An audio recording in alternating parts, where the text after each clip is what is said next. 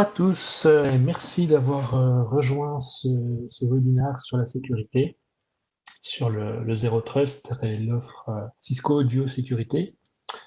Je vais me présenter, je suis Guillaume Mogan, je fais partie de la société Alzo, je suis le responsable de l'équipe avant-vente au sein d'Alzo France pour la partie Cisco. Donc, pour faire simple, mon job consiste à vous accompagner sur toutes vos demandes avant-vente au niveau de Cisco. Donc si voilà, si vous avez des questions, des doutes, tout ce genre de choses-là, vous pouvez me contacter et puis contacter mon équipe pour qu'on puisse vous accompagner au mieux sur les sujets qui vous intéressent. Alors, du coup, pour ce qui nous intéresse maintenant, petit agenda, la vision, donc la vision de la sécurité d'ici enfin, ce qui se passe aujourd'hui et ce qui va se passer peut-être éventuellement dans les années à venir. Comment Cisco va réagir vis-à-vis de ça? Donc, quelle est la stratégie qu'ils mettent en place pour pouvoir sécuriser le réseau? La notion de Zero Trust, avec donc de façon très très légère, mais en tout cas, on vous présente un petit peu l'idée du Zero Trust, à quoi ça sert et à quoi ça correspond. Et évidemment, l'offre Duo Sécurité dans cette notion de Zero Trust. Alors la vision. La vision, c'est quoi? J'ai mis deux chiffres en opposition. Alors c'est pas franchement une opposition, mais ce qui est le plus important, c'est ces fameux 89%. En fait, Gartner a réalisé une étude il y a quelques temps qui regarde ce qui se passera d'ici à 2022. En fait, Gartner estime que 89% des TPE-PME seront confrontés d'ici 2022 à au moins une attaque de sécurité avancée, contre seulement, entre guillemets, 76% des grandes entreprises. Ce qu'il faut vraiment retenir de ce chiffre, c'est pas que les PME sont plus en danger que les grosses entreprises, c'est pas vraiment ça, mais c'est que les PME ne sont clairement plus effectivement à l'abri de, des attaques.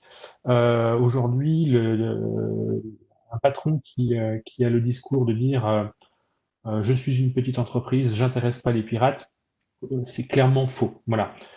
Pour la bonne et simple raison, et on le voit assez souvent dans le règne animal, c'est on attaque forcément le plus faible, celui qui paraît le plus malade, parce qu'il sera forcément plus simple à avoir. C'est clairement le cas des TPE, PME aujourd'hui. Elles ont beaucoup moins de budget qu'un grand compte à dédier à la sécurité, donc foncièrement seront moins bien protégées. Une véritable mise en opposition, là pour le coup, 405 milliards. 405 milliards d'euros, c'est le marché de la cybercriminalité qui était en 2016. Sur cette même période, en 2016, en France, le budget pour faire fonctionner l'État français était de 409 milliards d'euros. Donc tout ça pour dire que le marché de la cybercriminalité est en pleine expansion. Il a un volume tel qu'il permettrait de faire tourner un État, l'État français notamment. Et pour vous donner un ordre d'idée, il croisse rapidement.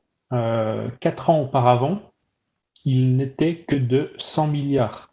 Donc il a fait quand même x4 en 4 ans. Alors, j'ai pas trouvé les chiffres en 2020 encore pour l'instant, savoir s'il a continué à faire x4. Mais il y a une chose qui est sûre, c'est que le budget français, il n'a pas fait x4 en 4 ans. Donc, il y a des choses qui évoluent vraiment très très rapidement et le marché de la cybercriminalité en fait clairement partie.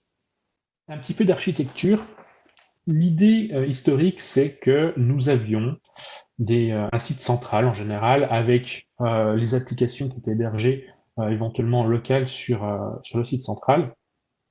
Si les entreprises avaient des sites distants, elles venaient se connecter en MPLS au site central pour pouvoir consommer les applications. Idem pour les personnes qui étaient à distance, elles venaient monter leur VPN pour pouvoir venir consommer les applications, donc la messagerie, le RP, etc., etc., toutes les applications possibles et imaginables. elles étaient vraiment centralisées en général dans le site central, dans le data center du site central. L'avantage de cette organisation-là est qu'on avait en général qu'un seul point de sécurité périmétrique, qui était le gros firewall de l'entreprise, qui permettait de contrôler toutes les sorties et les entrées vers Internet. Voilà, c'était le seul point vers le monde extérieur, si je puis dire. Aujourd'hui, on n'est plus vraiment dans ce monde-là. Les éditeurs migrent progressivement toutes leurs applications vers des solutions cloud, et notamment tout ce qui va être mailing. Aujourd'hui, il y a beaucoup d'entreprises qui ont migré vers de l'Office 365, du G Suite, ce genre de choses-là, et très peu ont décidé de garder la maîtrise de leur environnement mail en centrale. Et ça, ce n'est qu'un exemple. On pourrait en citer plusieurs centaines. Donc, le modèle d'architecture a un petit peu évolué. Les sites distants donc, se connectent en direct sur Internet. Les utilisateurs qui sont en roaming ne montent plus forcément le VPN pour pouvoir aller consommer de la data qui se trouve hébergée directement dans le cloud. Le problème de tout ça, c'est qu'on a autant de points d'entrée et de points de sortie à sécuriser qu'on a finalement d'équipements ou de sites distants. Donc, ça génère des problématiques de sécurité, des problématiques de management, etc. Du coup, l'idée aussi, c'est de pouvoir remédier à ce genre de problématiques-là. Un petit résumé en une slide.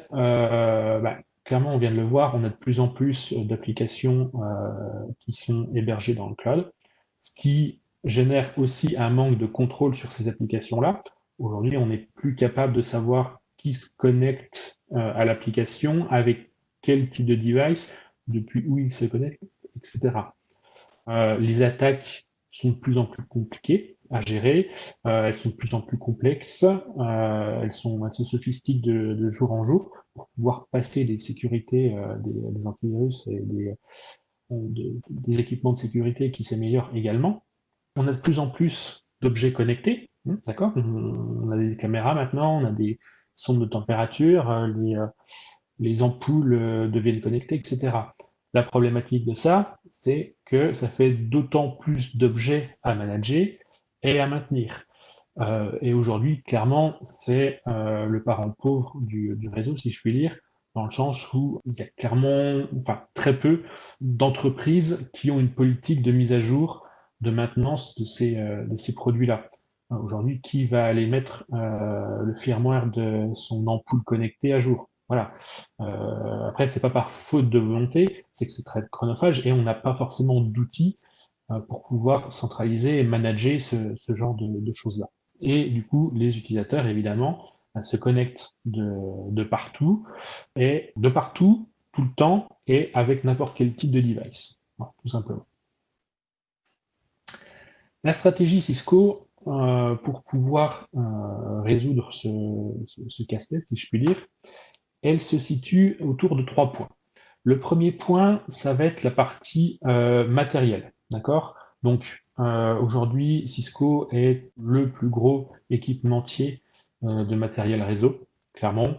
Voilà, ils ont une gamme de produits qui est relativement énorme et qui a la bonne idée de pouvoir dialoguer entre eux. Donc c'est la première brique. Ensuite, on a une brique qui va être la partie automatisation et visibilité. Pourquoi la partie automatisation? Eh bien, tout simplement parce que quand on automatise, on évite au maximum les erreurs humaines. Clairement, la majorité des problématiques qui se trouvent dans le réseau sont aujourd'hui générées par une erreur humaine, parce que faute d'inattention, parce que volontaire éventuellement, etc., etc.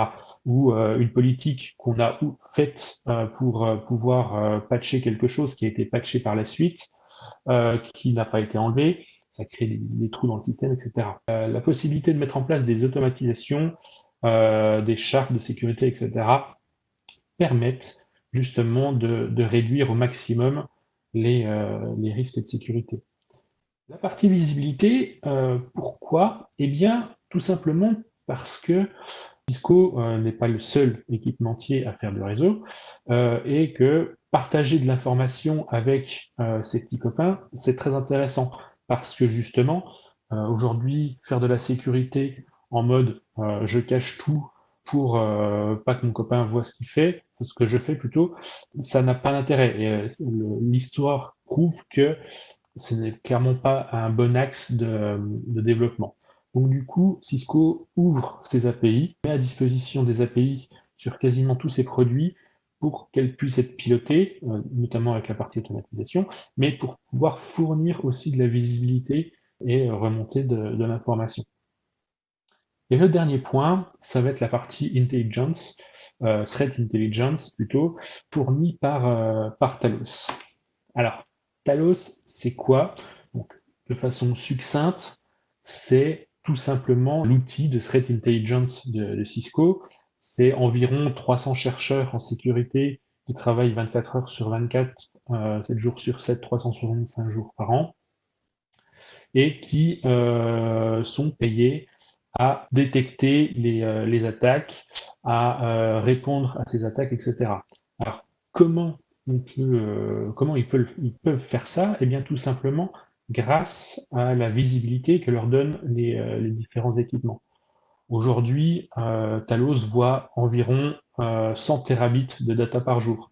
Ils ont plus de 150 millions de endpoints déployés partout dans le monde. Ils voient 35% du trafic mail mondial, etc. Donc, je ne vais pas vous tous les citer là, mais l'idée, c'est que Talos a la visibilité sur énormément d'informations.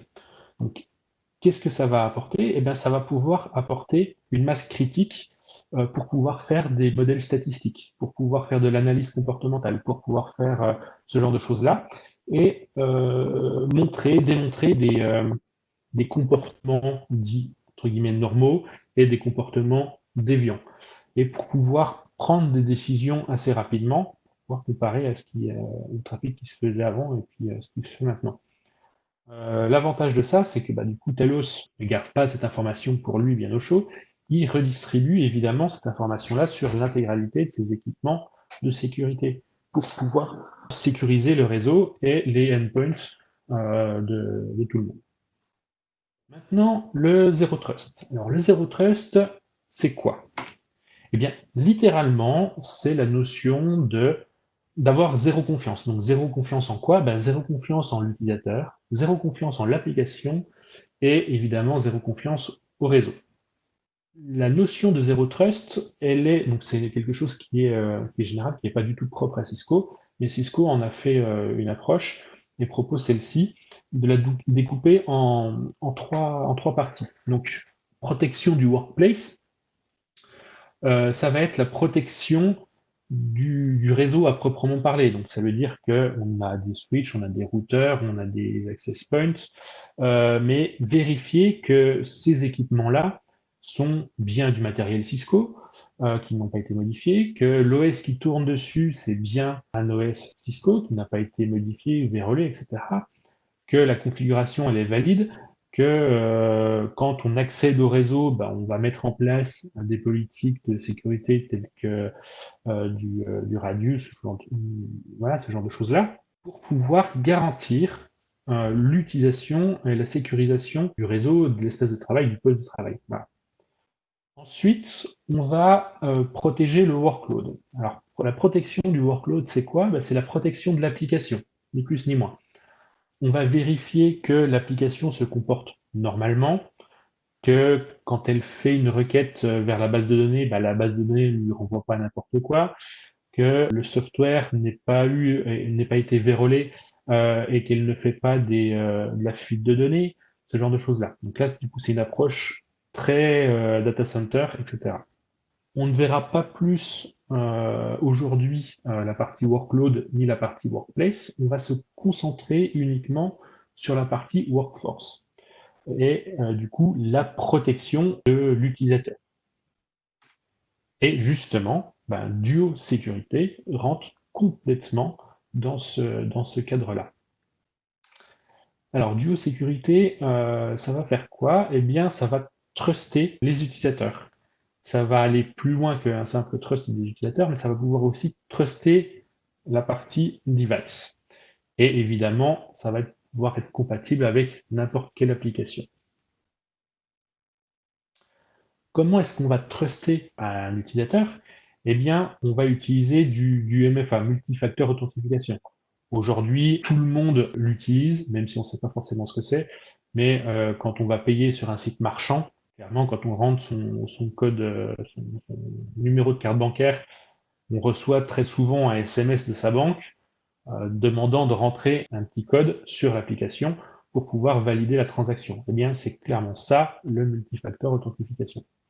Donc, ça va se composer en deux parties. Donc, quelque chose que l'utilisateur connaît, donc le couple login, mot de passe, le traditionnel, et une authentification secondaire, la réponse à un challenge, via quelque chose que l'utilisateur possède. Et c'est là que c'est important. En fait, aujourd'hui, c'est relativement simple de pouvoir récupérer un couple de login mot de passe par du phishing, par du brute force, etc. Le phishing est de mieux en mieux fait, même si les utilisateurs sont de plus en plus avertis. Il y a des choses qui passent quand même à travers, il y a des gens qui passent à travers quand même. Donc du coup, le fait de devoir récupérer une réponse à un challenge via un objet que l'on possède, ça élimine de facto toute tentative de phishing, etc. Ça permet également aussi de passer outre, de diminuer les problématiques liées à la faiblesse éventuelle d'un mot de passe et du coucou 1, 2, 3, 4, 5 traditionnel.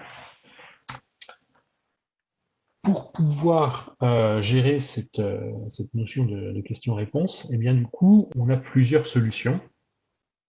Le traditionnel SMS, donc le code comme la banque, qui est envoyé par SMS. Après, ce même code, on pourrait éventuellement le recevoir via un soft token, donc c'est une application qui serait installée sur un mobile, par exemple.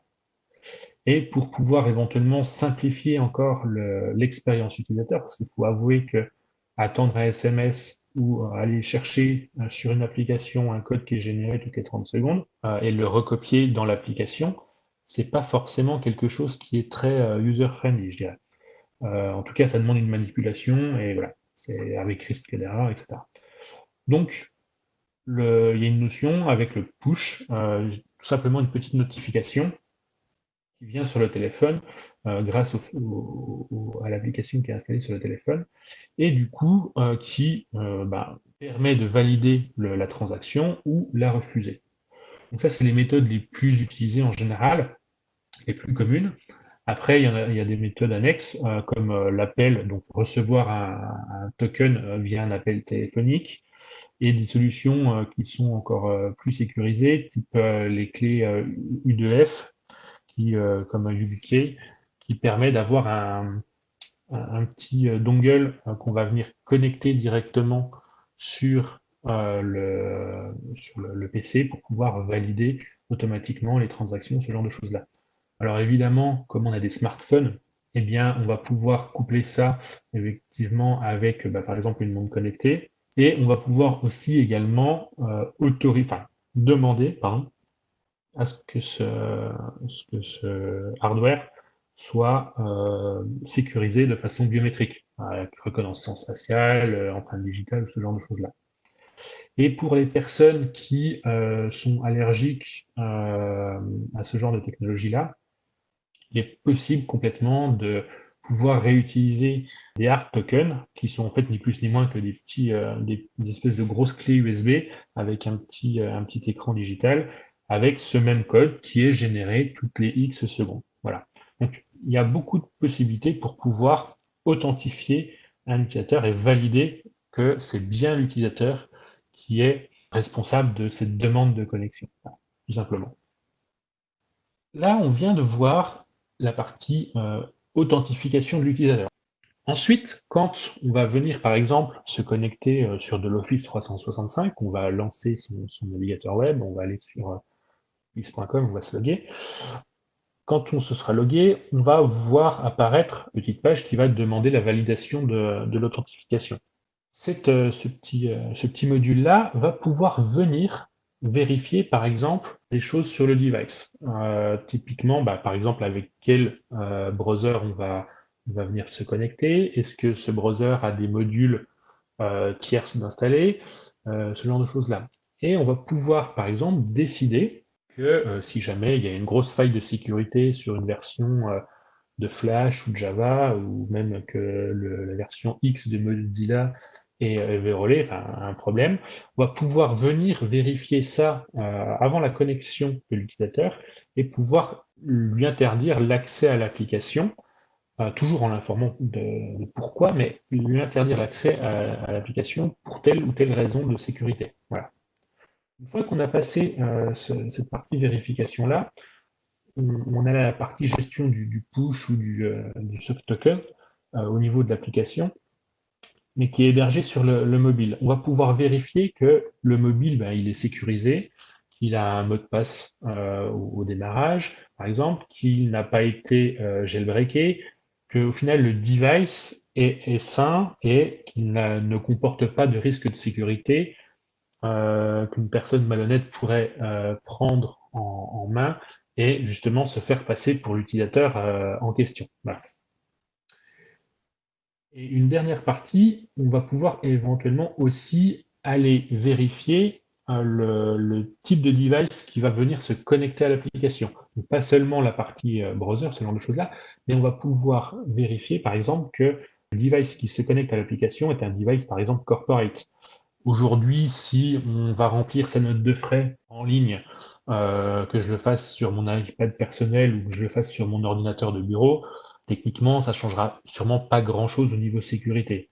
Par contre, si je me connecte au CRM ou à l'ERP de l'entreprise via l'iPad de ma fille, potentiellement, on ne sait pas ce qui a été fait avec l'iPad. Voilà.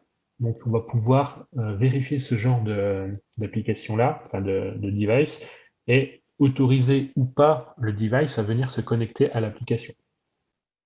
Et on peut encore aller un petit peu plus loin avec des gestions de conformité.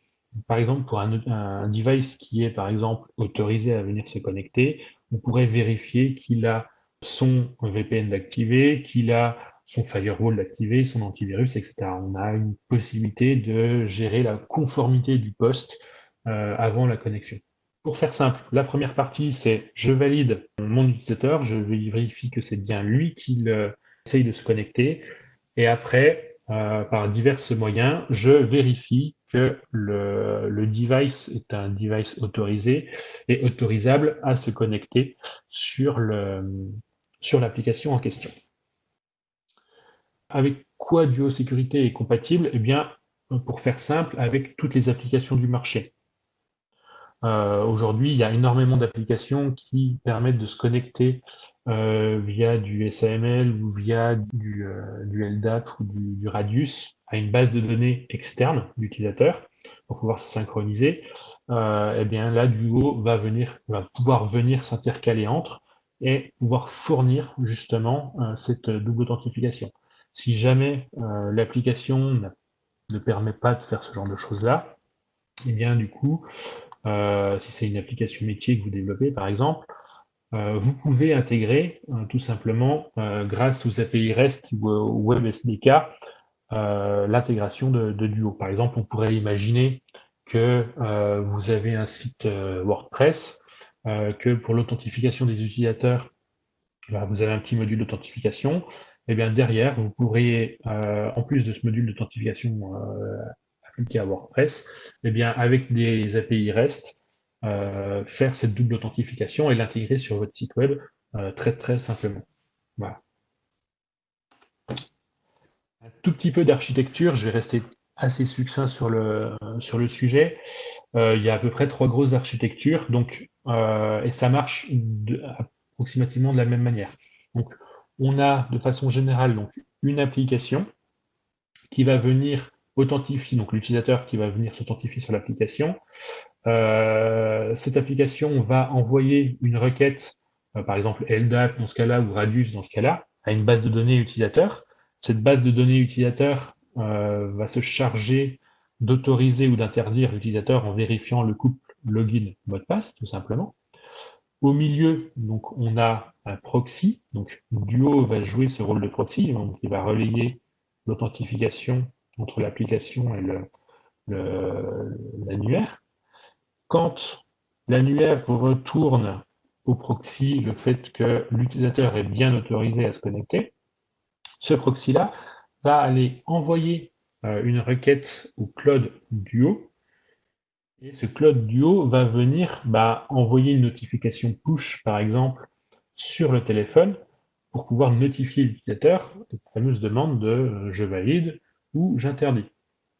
S'il valide, évidemment, le téléphone renvoie cette notification au serveur Duo, et Duo, du coup, redescend l'information au proxy et autorise évidemment l'utilisateur à se connecter sur l'application.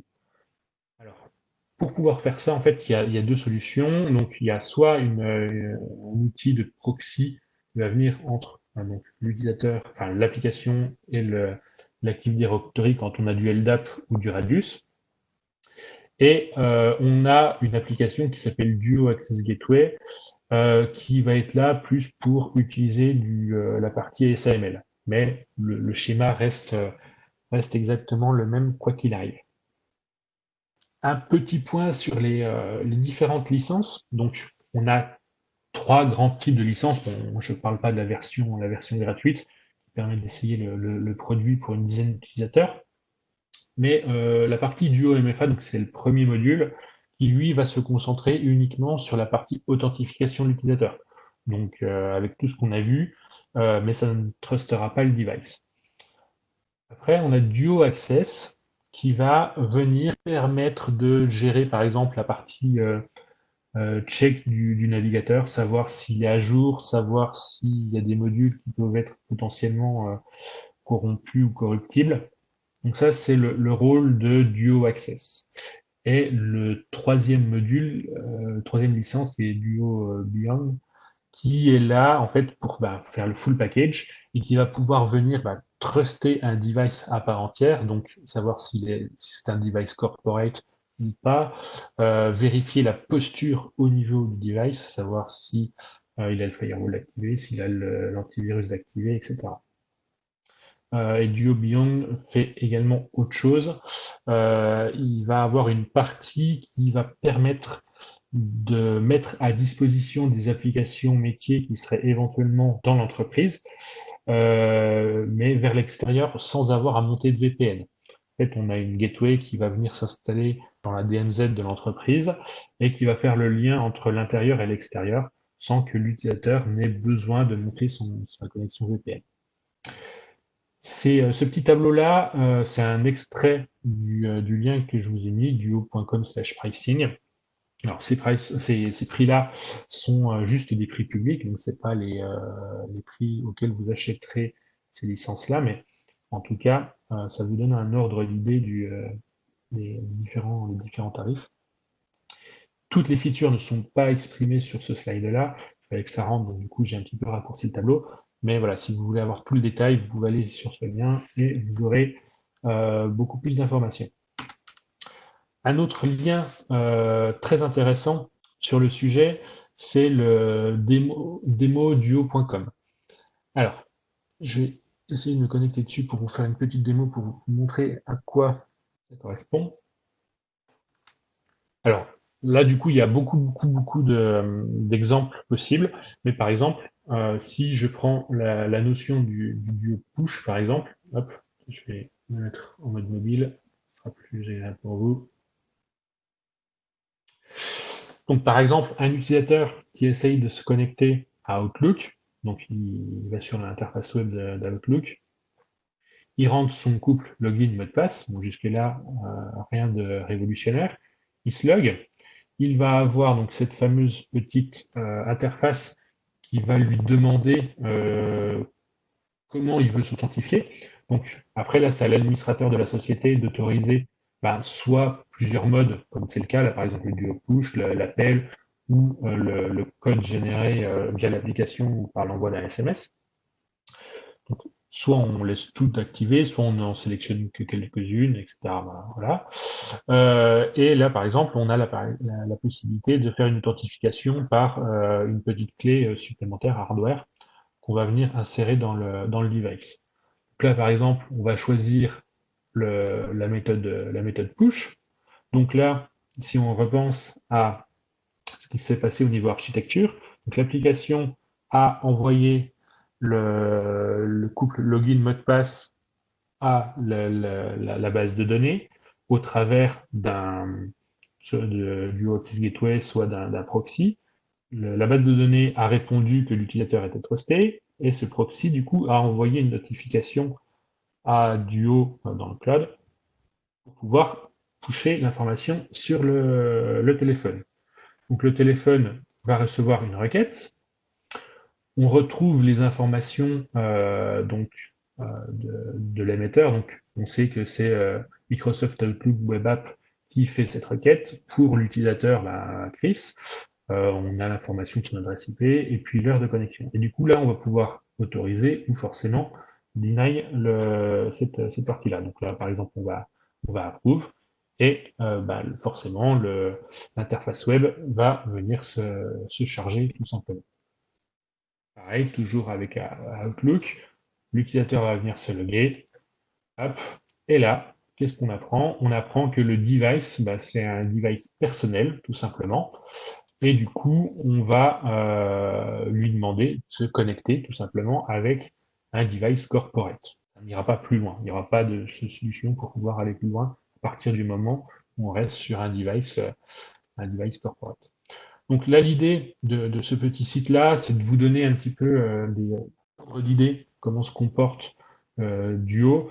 Donc là, vous voyez, on peut faire ça sur du VPN avec du AnyConnect. On peut même le faire au niveau du logging du Windows, etc. Vous avez des exemples avec des applications spécifiques. Donc j'en ai fini avec cette petite presse pour aujourd'hui. Je vous laisse la possibilité de venir nous contacter si vous êtes intéressé. Donc, allez voir votre commercial. Et du coup, s'il ne peut pas vous répondre parce que du coup c'est trop technique, ça passera par nous et on sera enchanté de venir vous voir pour pouvoir en discuter.